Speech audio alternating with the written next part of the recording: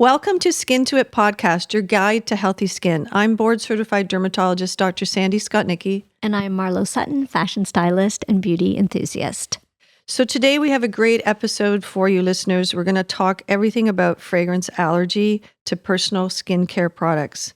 And this is really a topic, very dear to my heart. This is what I am known for. I am a subspecialist within dermatology in allergic contact dermatitis. And it's so great to have a guest on. We have Andreanne Dion, the Chatelaine magazine beauty editor, to sort of talk about her journey of how she had problems with her skin. Then she ended up seeing me for allergy testing, and we're going to go through that whole story. And we had a guest last season, Sarah Gadden, talk about her journey with sensitive skin. And so it just brings so much more to the podcast when we have a guest that can tell us their story. So welcome. We're going to have Marlo give you a little intro. Andréanne is the senior style and beauty editor at Canadian magazine Chatelaine, where she oversees the lifestyle verticals on digital and in print. Her work primarily focuses on writing, editing, and producing approachable, science-backed content around beauty trends, products, and brands, and she lives in Toronto. I am really dying to ask you about the spring and summer beauty trends. As the expert, as a personal shopper, I always love to know what's coming down the pipeline. So can you talk us through a couple of the upcoming trends? Absolutely. Thank you so much for having me. I'm so excited to talk with you today. And yeah, for trends, I'm already working on spring and summer, and I'm seeing a lot of colorful makeup is going to be big this summer. I think people just need some joy and happiness in their lives. So in the spring issue of Chatelaine, I'm writing about colorful mascara. So bringing that pop of color to the eyes. And then for summer, I'm really focusing on hair and the slick back look, which I absolutely love, really big on runways. And there are so many great products coming out around this. So that's going to be my focus for spring, summer.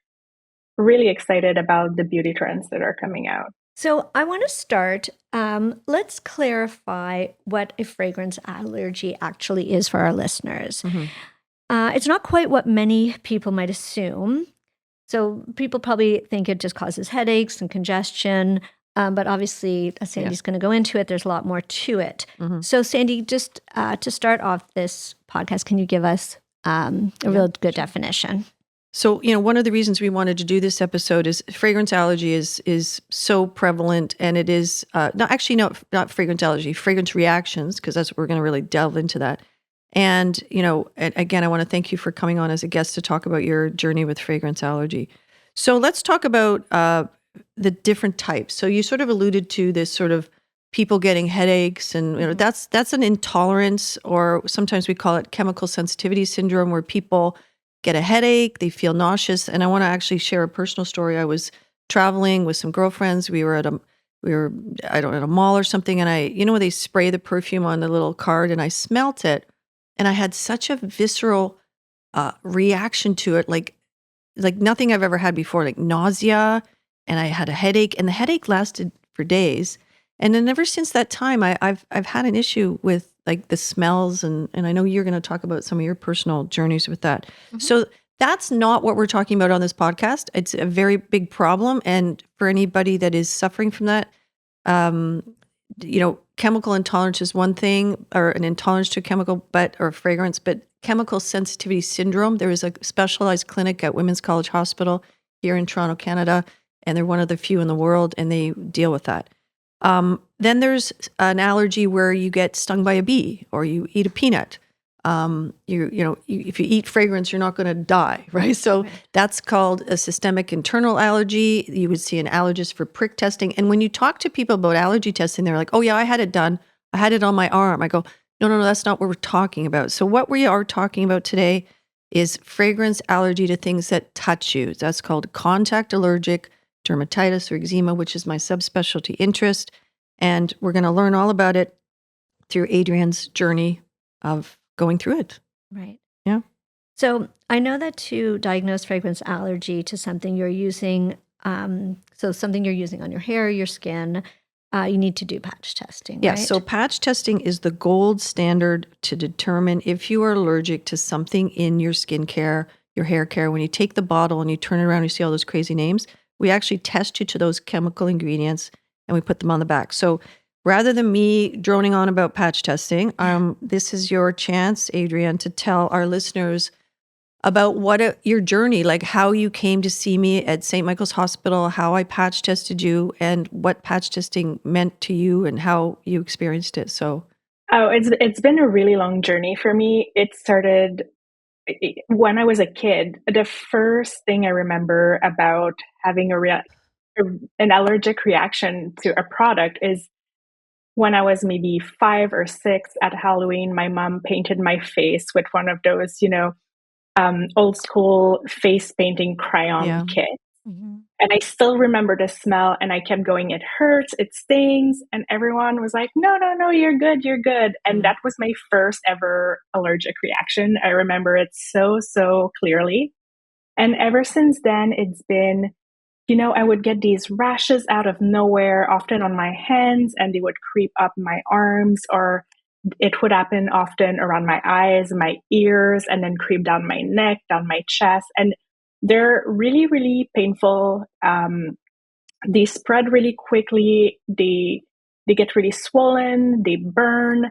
And often my eyes would just be so affected that they would be swollen shut completely. Mm. So and that's been happening on and off for years. And eventually I did have an inkling that it was skincare. I've always been a big skincare person, even before I had this job where I work in beauty. So I was trying a lot of different things and I was getting these reactions. And as I got into my job as a beauty editor, obviously it got much worse. Mm-hmm. And I was getting reactions to facials. I was getting reactions to new products. And it was constant. It was happening over and over again. And I started having a pretty good sense that it was often very scented products, Mm-hmm. but I felt an obligation Mm-hmm. almost because of my job to kind of push through and keep going. So I just want to ask you a quick question. Yeah. Were people around you saying, "Oh, you just must have sensitive skin," Yeah. right? Or Yes. Yes. use non-toxic things. Yeah. Absolutely. We're going to get I into heard that. this all the time. Yeah. That is a huge misconception. And it's, people around me would be like, oh, well, just stop using skincare, Mm-hmm. which, is sound advice for sure. But with my job, it's a little more Yeah. difficult. And the non-toxic thing is, I think we'll get into this We're going to get later, into that. Yeah. probably. Okay, that's a Yeah. whole thing. Yeah. I have a question. So you had these problems on and off for years, and this is often how people present. They don't know that it's actually the products they're using, and that's partly why I wrote my book, was to sort of shine some light on that. But take us through your family doctor sent you to St. Mike's for allergy testing. Take us through the testing procedure. And, I remember seeing you on the final day and you had a lot of positives and they were very aggressive positives. So just for our listeners, Yeah. because the patch testing procedure is not easy. So, yeah. Yeah, absolutely. After a really bad facial, I went to my doctor and I said, okay, now is the time. Please refer me. I want to do the patch test. So we had talked about this before. I was nervous. I know it's kind of a time commitment, right? Mm-hmm. It's about a week. So I went to my first appointment where 50 patches were put on my back, covered. I went home, and then 2 days later, it was getting very itchy. I was so relieved to take out the patches.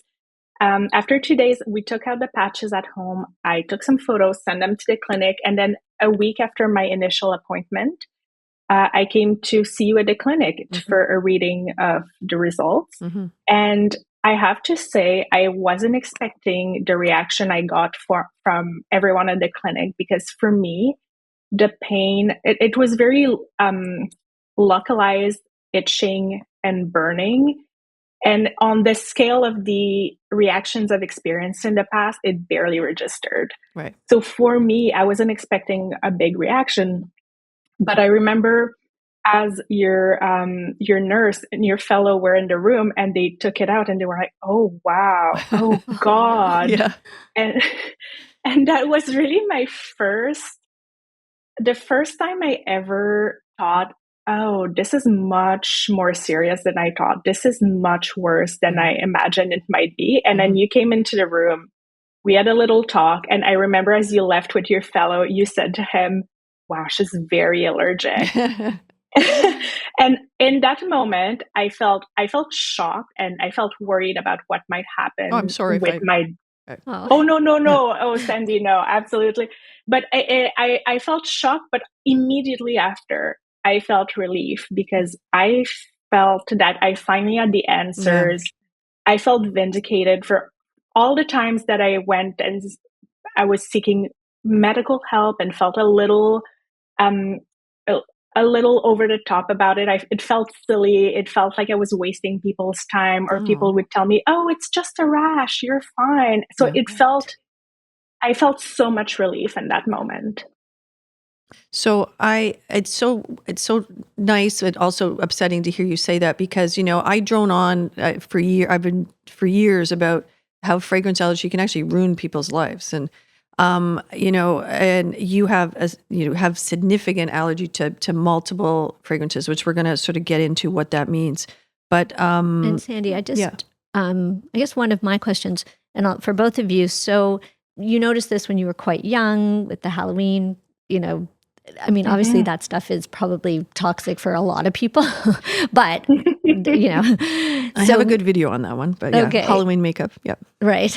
Um, and I'm guessing this was something in your life that just kept getting progressively worse, Hmm. right? Yes. And yeah, it's really sad that it's so overlooked and people. Yeah, it's not recognized enough by physicians. I just wanted to quickly say a few things about patch testing. In Ontario, it's covered by the government, so you can request it. You can be sent and seen. It's a waiting list.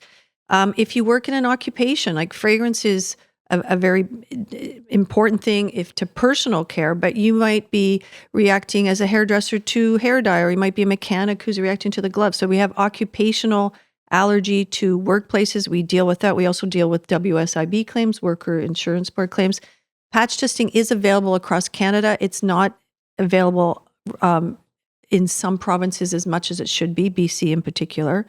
But, if you feel like you're reacting, and we're going to now get into a little bit of the nuts and bolts of the difference between an allergic reaction to something versus an irritant. Because you have true allergy, which the incidence is still relatively low, but when you get it, it's very life-changing, right?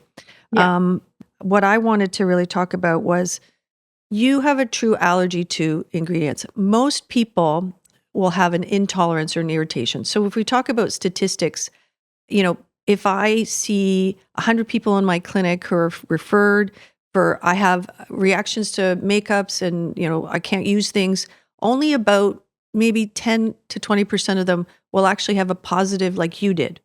The vast Mm. majority of people that react to makeups and personal care products have an intolerance, which is what we call in medicine an irritant. Okay, so the example I always use there, we talked about this before we got on the podcast today, was asthma. So if somebody has asthma and they go into a smoky room and they get a reaction, they're not allergic to the smoke. The smoke is a trigger. They're intolerant to it. It's also dose dependent. So a little bit of smoke, they don't have a problem. You get a lot of smoke. So that's the same with your skincare. A little bit of skincare, you might be okay. Too much skincare, 20, 30 products, people get a reaction and they come to the dermatologist like, I can't use anything, I'm reacting. And I go, well, okay, we'll allergy test you. We allergy test them, they're negative. It's because they're getting irritated. So I think that's a really important topic. And that's, again, beyond the scope a lot of this. That's why I wrote the book, because it really talks about the difference between allergy and irritation, because there's so much miscommunication. And we're going to circle back to the toxic aspect as well, because that even adds further misinformation. Is there anything you wanted to add about, and as a beauty editor, because you do know a lot about skincare and beauty, did you really appreciate or understand the difference between a true allergy to something versus an irritation or an intolerance? Oh no, I really didn't, and I would say I'm probably more educated than most on skincare ingredients and Mhm. all of that. But it, for me, it never registered as more than sensitive skin. For years, I would say, "Oh, I have sensitive skin. I can't use it. I can't use that." But it, it never was something that I thought might be this serious. Mhm. Mhm. Although it did impact my life in very meaningful ways. I just There is a lack of education around fragrance, Mhm. and that is definitely in part because brands are not very transparent about what is in their products, especially around fragrance. Mhm. It is very, very hard to get that information. So even someone who's educated about this, I find it hard to navigate sometimes and see, am I going to react to this? Am I going to react to that? So as my solution is to just avoid Mhm. anything that isn't fragrance free altogether. So that's actually a perfect segue to Yeah. the next question I think Marlo was wanting to ask. Just trying to jump in there. Burning question. Oh yeah. So basically, let's talk about the fragrances that are problematic. Let's try and understand what they actually are. And it's really hard for Marlo because Marlo absolutely loves fragrances. She lived in Paris for so long. She loves fragrances. Yeah, I mean the French are all about their perfume, and it's such an art. And I mean, I was going to bring this story up later, but I have a beautiful collection of fragrances, and it turns out my husband has A chemical intolerance. he has a Yep. chemical intolerance. Mhm. An exaggerated, no, I shouldn't say exaggerated. He definitely does. It just makes him stuff up and feel kind of like headachy. Chemical insensitivity. And I try and be discreet about it and run out the house, and I'll walk past him. He'll say, "Is that new? What are you wearing? Is that your shampoo? Is that a new perfume?" And so I really very rarely wear anything scented because I sometimes put it on at work. So you're right. I mean, fragrance is so fascinating and interesting, and it's hard to get all the details in it. Just even in this podcast, I mean, you can imagine you can't get any information on a 30-second reel on this topic. Like it's just not possible. So I'm going to try to break it down a little bit. Please let me make sure that I come back to. I wanted to talk to you, and I didn't tell you at the clinic about a repeat open application test. So make sure I come back to that. Oh, yeah. Okay, so the history of fragrance and perfume. Perfume actually is is Latin for through, and fume is smoke. So it was traditionally in ancient civilizations, it was for ceremonies, right? So they had fragrance in the air, like incense and stuff for ceremonial things. And then during the European sort of Renaissance, we started with the perfumeries in France, and but what really changed everything was the Industrial Revolution when we made synthetic fragrances because they could stay. So the problem with natural fragrances, which I hope we get to at some point in this podcast, is they don't last very long because they're very volatile. They go away. So you have to add these synthetic things for fragrances to stay on the skin. And that was really Chanel No. 5 was first one. I think in 1889 was Guerlain. They had a fragrance. But when you add synthetic ingredients, the the perfume stays on your skin. But I will also add that when they first came out, you weren't spraying them everywhere and putting them on your dog and putting them in your laundry. You put a little bit on your wrist and a little bit behind your ear. But now it's everywhere, and that's why we have a problem with chemical sensitivity syndrome and fragrance allergy. So what are the problematic fragrances? Well, when you got tested, Andréanne, you were tested to a standardized series, and the standardized fragrance allergens, which are fragrance mix 1 and fragrance mix 2, which each have about 8 or 9 fragrances within them. And then we did some essential oils like jasmine and ylang ylang and things like that. So the European Union has flagged 26 fragrance chemicals, individual aromatic fragrance chemicals that are highly allergenic. And to your point about labels, if you want to put in Europe, if you want to put one of these 26 in your perfume, which is in your product, you have to put it on the label because consumers need to know. And they've actually now extended it to another 56 fragrances, individual fragrance chemical allergens that will come into effect on labels in 2028. So what do we do in Canada? Canada legislation's coming, and we have a great episode on regulation in the first season where we talk about all the intricacies of packaging with fragrance labels and individual fragrance allergens put on the label. So for patients that are allergic like you can have more information. So, and like, some of the fragrances, like let's talk about them. They're natural. Geranol, citronella, lemony, linalool, which comes from almost every essential oil, tree moss oak. They're not synthetic for the most part. So again, we're going to circle back on this topic of toxicity and natural fragrances, but those are the fragrances that are problematic, and those are what you were tested to. And unfortunately, many of those are what you're allergic to. Right. Yes. So let's talk to us a little bit more about your experience once you understood what your fragrance allergies were. How have you made changes? So that's a really interesting question, because I feel that even before Sandy tested me, I had a pretty good inkling about fragrance being the culprit. And I started just naturally gravitating towards products that made my skin feel stronger and healthier. So things that were fragrance free. Mm-hmm. It wasn't a huge shock, but I have been much more careful. I have gone through every product. Obviously, I have a wall full of beauty products. I went through every single one and passed on to friends and family or charity anything that contained perfume, fragrance, all of that. So I cleaned out my collection, and I have a set of beauty products that are fragrance free that I go back to when I need a reset. But I will say I am not the perfect patient, Sandy. I'm so sorry. No, of course not. I will admit to, sometimes I will try something, do a lot of patch testing first, but I still sometimes get tempted, and I still sometimes get invited to a nice facial, and I say, "Oh, sure, I'll just do this once. Mm-hmm. And I always warn people, I'm very sensitive.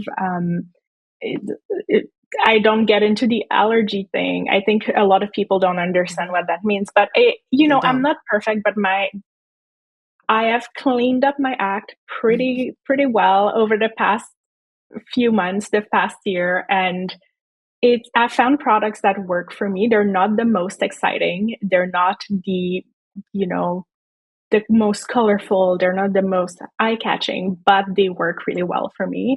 And that is so much more important, that my skin is healthy. So this is a perfect segue into the next question, and there's so many things I want to get out to listeners, because I don't know whether I told you when you came in. I usually give the same spiel to everybody. So there's over 3,000 to 4,000 different individual fragrance molecules, and we already said like there's about less than 100 that are really, really problematic. So you can do what's called a repeat open application test, right? Which is kind of like a patch test. So let's say you get a beauty product sent to you. You put it on the inside of your arm every day for 7 days. If you don't get a rash, the fragrance within that product is not one of the ones you're allergic to, because there's 4,000 of them. Okay. And so let's talk about the wonderful company that's sponsoring this podcast, Bioderma. So Bioderma has a wonderful shower gel, which I love, and I'm quite sensitive. I'm not allergic to fragrance, but I'm intolerant. I get sensitive. But their shower gel contains a fragrance, but it doesn't contain any of the 26 plus the extra 56 that the European Union has deemed more problematic, that is more allergenic. So you can have I hate the term hypoallergenic, but you can have a hypoallergenic fragrance. You can have a fragrance or a perfume that does not contain the ones that you're allergic to, Andreanne. So you can find those.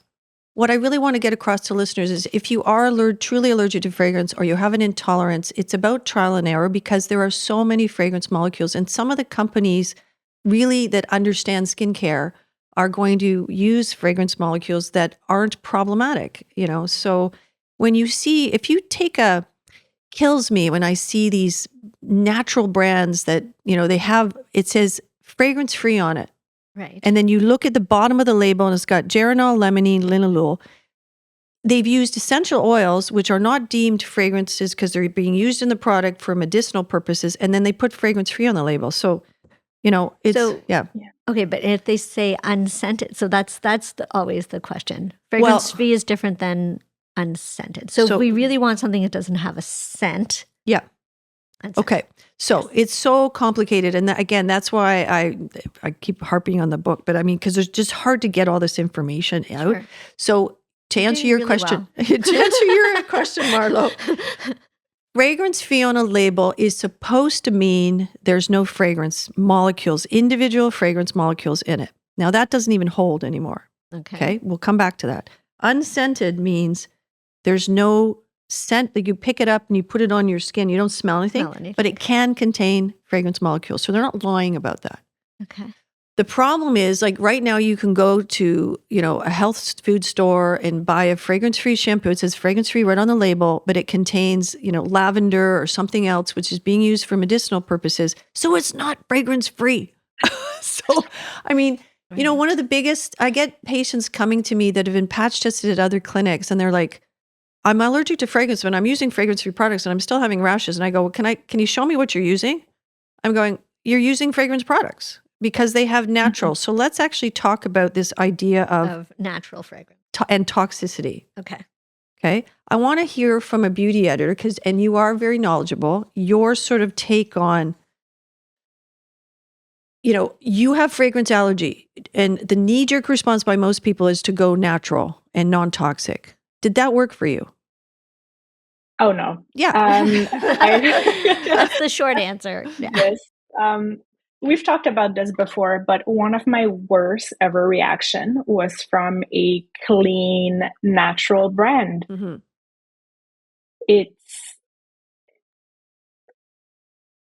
It's a complicated subject, but I will say that I tend to avoid anything that is marketed as clean or natural because I have issues with the terms themselves. Exactly. It is not regulated. It doesn't mean anything. And there's a huge amount of greenwashing that goes on around that, which is a different subject. But Right. Also, as someone with allergies, I've been told so many times, oh, just go natural, just go natural. And it is so much worse for my skin. I almost always will get a reaction. Yeah. And it's just, there is this idea out there that natural means safe. Yeah. And it is almost the complete opposite in my eyes. I would rather, for me personally, natural and clean has never worked out. So I agree with you, but I've also changed my tune a little bit because if I tell patients, they won't listen to me. So I want to sort of break this down from the science point of view. Something that is, I don't love the term toxic. So let's talk about toxic or dangerous. So to me, as a scientist, as a doctor, toxic in an ingredient in your skincare would be cancer causing, hormone disrupting the water system, the plankton, whatever it is, when it goes down the drain, it goes out, we never think about that sometimes. So getting a rash is a totally separate situation. Something that is not toxic can still give you a rash. The two concepts are completely separate. But what happens is when somebody gets a rash, they're like, this stuff's bad for me. It's toxic. I'm not going to use it. So there's been so much misinformation and miscommunication about this topic. And this is what you can see I'm getting worked up about it because it is my life's work. But and I mean, I know you've learned a lot about this from... Absolutely. Yeah. So what happens is essential oils are often used in clean beauty, and essential oils harbor individual allergen ingredients and also some hormone disruptive ingredients, like lavender potentially has hormone disruptive ingredients.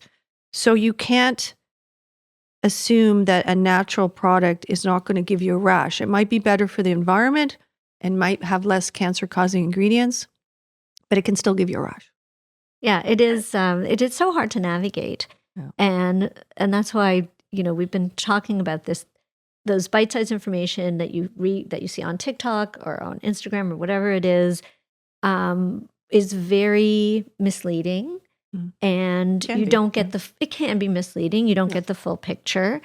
And we need to really, if you're having issues, if you want to really understand what you're putting on your skin, you have to understand the ingredients and you have to understand these differences. And you have to actually listen to experts and people who've been studying it for most of their life. Yeah. Right. Well, I think that this sort of is, again, another good segue into, so because there's so much misinformation and you can't necessarily trust labels, clean is not a regulated, fragrance-free, I just told you, can be problematic. How have you navigated? I know when you came, you've already talked a little bit about it, but I gave you some resources. I gave you like my own list, my own product elimination list, my website. There's something called Skin Safe. There's the CDA has a program, the Skin Health Program, where they put a little label on a product that says it's, that fragrance is not going to be in that product. The National Eczema Foundation. So did you use any of these things to help you? I did look at your list, and I was using a lot of those already, which was great. So I didn't have to change a huge amount straight away because I already had my core set of products that were fragrance free, safe for my skin. I do tend to stick to brands that have a commitment to being fragrance free and free from allergens, but also have special lines for people like me. And yeah, so I'll be using, your CeraVes, some products from La Roche-Posay, Avon, Bioderma, Cetaphil. It's not the most exciting skincare. People expect a beauty editor to use these $300 creams, and sometimes that's true. But in my case, most days I will be using my drugstore staples, and I love them and I swear by them. Right. Great. So just again for the listeners, and we'll put this in the notes there, I have a list on my website of fragrance-free. The CDA, which is the Canadian Dermatology Association, has on their website, National Eczema Foundation, and a site produced by a dermatology colleague of mine called Skin Safe. So you can go and, look for fragrance-free products. But again, I just want to reiterate that if you're allergic to fragrance, you can use fragrance products. It's just trial and error because there's 3,000, 4,000 of them, and you're not going to be allergic to all of them. So you can do a repeat open application test and see if you react. Okay. I wanted to also make one little point about shampoo. One thing that I found really interesting is before I did my patch test, I was in your office for something else, and I was like, while I'm here, do you mind taking a look at my eye? I can get rid of this red ring of crusted skin around my eyes. And you told me, oh, it's probably your shampoo. And it turned out it was. I took it out of the rotation. And one thing that I was shocked by was that I had been using that shampoo for years without any issues. And suddenly it started causing issues. So there is like an exposure a component to this that I never realized could get worse over time. So why don't I speak to that quickly? That allergy is your skin's your immune system, but the immune system in your skin looking at something that you put on, like the immune system actually sees it and it's like, I don't like you. So it takes multiple showings. Like you're not going to get an allergic reaction on the first time you use something. You have to use it time and time and time again. And another thing about products is the manufacturer can change what they put in without necessarily putting a label change. They may tweak the fragrance, or you may have been using this fragrance ingredients in the shampoo for years, and then all of a sudden then became allergic to it, because that's actually how allergy develops. Whereas the opposite, you kind of alluded to it a little bit with the Halloween makeup, but when you put something on the first time you've ever used it and you get a burning sort of redness, that's not allergy. That's irritation. That's intolerance. Because allergy takes your immune system days. That's why the testing takes a week. You put the patches on, 48 hours later, you come back. Another 48 hours later, we look. Your immune system has to mount a response. So, I think we did a really good job explaining all that. I know that it is actually very clear. That was great. But it's so good to also get your experience and then the understanding of why you had that experience. Yeah. And I would say that so many people come from other doctors and I changed all my skincare and I'm not getting any better. It's almost always the shampoo. Yeah. Right? Because the shampoo goes over your face and the detergents and the fragrances are often very heavily, they're more in shampoos and they're going over your eyelids. And so your eyelids are the first things to go. And I would also say that probably 99.9% of shampoos are fragranced because that's what consumers want. So it's really hard to get good shampoos. And you can find those on my list and some other websites. So your problem is very unique. And we thank you very much for taking the time to share it with us. Thank you. It was really, really helpful and so great to understand how difficult this was for you to get to that point, but also lucky that we have this opportunity to have the patch testing and to really get to the bottom of it. And I hope more people talk about it. People will be able to get themselves tested and not have not suffered for years. Not suffer. Yeah. That's the word. Yeah. And I think that's again why we're doing this podcast is to get the information out that you can't really get in a short TikTok reel or something like that. So thank you very much for joining us. Thank you so much. And we'll see you next time on Skin to It podcast. Please let us know what you thought of today's episode. If you have any questions or thoughts, send me a message on social at Dr. Sandy Skotnicki. And don't forget, all the links and resources we mentioned are in the show notes. And if you haven't already, please subscribe and leave us a review. It helps us to bring you the content you love. Until next time, take care, and we'll see you next week on Skin to It.